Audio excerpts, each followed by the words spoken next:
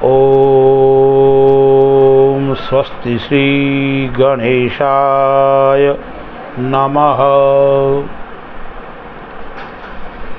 नारायणं पद्मभवं वसिष्ठं शक्तिं च तत्पुत्रपराशरं च व्यासं शुकं गौडपदं महान्तं गोविन्दयोगीन्द्रमथस्य शिष्यं श्रीशङ्कराचार्यमथास्य पद्मपादं च हस्तामलकं च शिष्यं तन्तोटकं वार्तिककारमन्यान् असमद्गुरून् सन्ततमानतोऽस्मि। शङ्करं शङ्कराचार्यं केशवं बादरायणं सूत्रभाष्य कृतो वन्दे भगवन्तौ पुनः पुनः।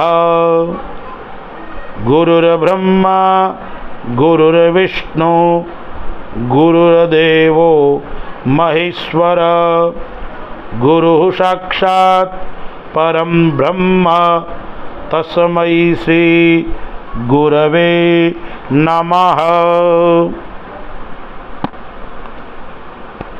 आश्विन मास शुक्ल पक्ष एकादशी व्रत कथा। व्रत करने वाले महानुभाव प्रातःकाल ब्रह्म मुहूर्त में उठकर स्नान आदि से निवृत्त होकर भगवान नारायण का पूजन करें एवं कथा श्रवण करें। आइए हम कथा को सुनते हैं। धर्मराज युधिष्ठिर भगवान नंदनंदन कृष्ण से पूछते हैं, हे मधुसूदन, आश्विन मास शुक्ल पक्ष में किस नाम की एकादशी होती है और उसकी क्या कथा है, आप हमें बताइए।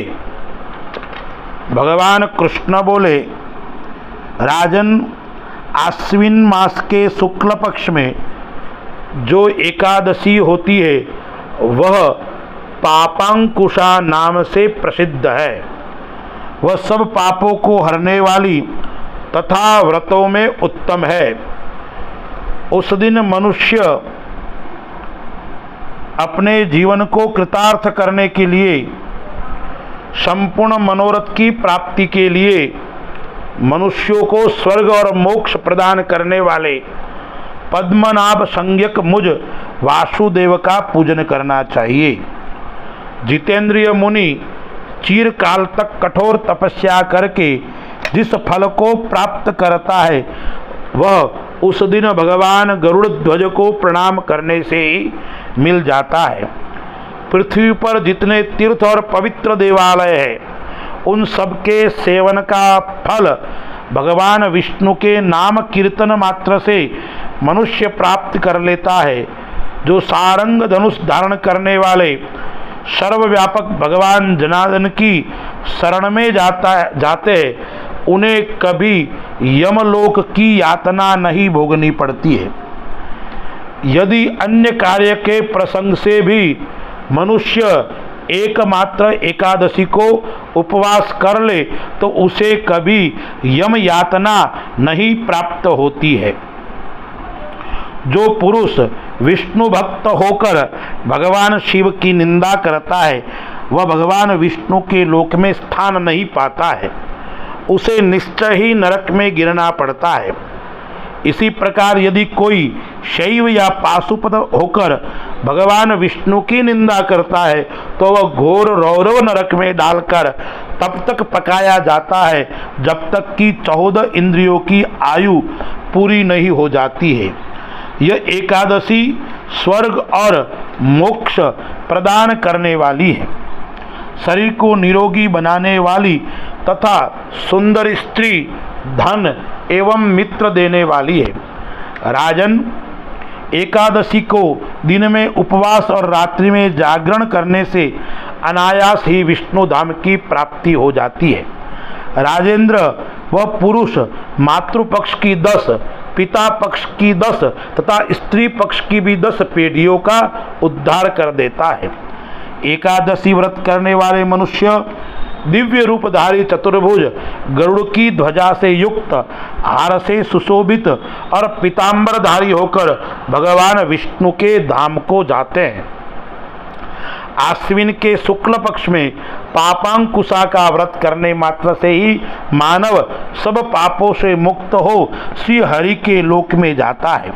जो मनुष्य स्वर्ण, तिल, भूमि, गौ, अन्न, जल, जूते और छाते का दान करता है, वह कभी यमराजा को नहीं देखता है। हेन्द्रपश्रेष्ठ दरिद्र पुरुष को भी चाहिए कि वह यथाशक्ति स्नान दान आदि क्रिया करके अपने प्रत्येक दिन को सफल बनावे। अवंध्यम दिवसम कुर्याद दरिद्रोपि नृपोत्तमः समाचरन् यथाशक्ति स्नान दानादिका क्रिया। जो होम, स्नान, जप, ध्यान और यज्ञ आदि पुण्य करने वाले हैं, उन्हें भयंकर यम यातनाएं नहीं देखनी पड़ती है। लोकों में जो मानव दीर्घायु, धनाढ्य, कुलीन और निरोग देखे जाते हैं, वे पहले के पुण्यात्मा है। पुण्यकर्ता पुरुष ऐसे ही देखे जाते हैं। इस विषय में अधिक कहने से क्या लाभ। मनुष्य पाप से दुर्गति में पड़ते हैं और धर्म से स्वर्ग में जाते हैं। राजन, तुमने मुझसे जो कुछ पूछा था उसके अनुसार पापांकुशा का महात्म्य मैंने वर्णन किया है। इस कथा का श्रवण करने से, पापांकुशा का व्रत करने से, कथा करने से, सुनने से मनुष्य सायुज्य मुक्ति को प्राप्त करता है। ओम शांति शांति शांति। कथा श्रवण करने के पश्चात भगवान नारायण की आरती करें, सभी को प्रसाद वितरित करें, स्वयं भी प्रसाद ग्रहण करें एवं भगवान का जप, भगवान का कीर्तन और भगवान का गुणानुवाद करें। उससे श्री हरि का आशीर्वाद प्राप्त होगा। अस्तु। जय श्री राम।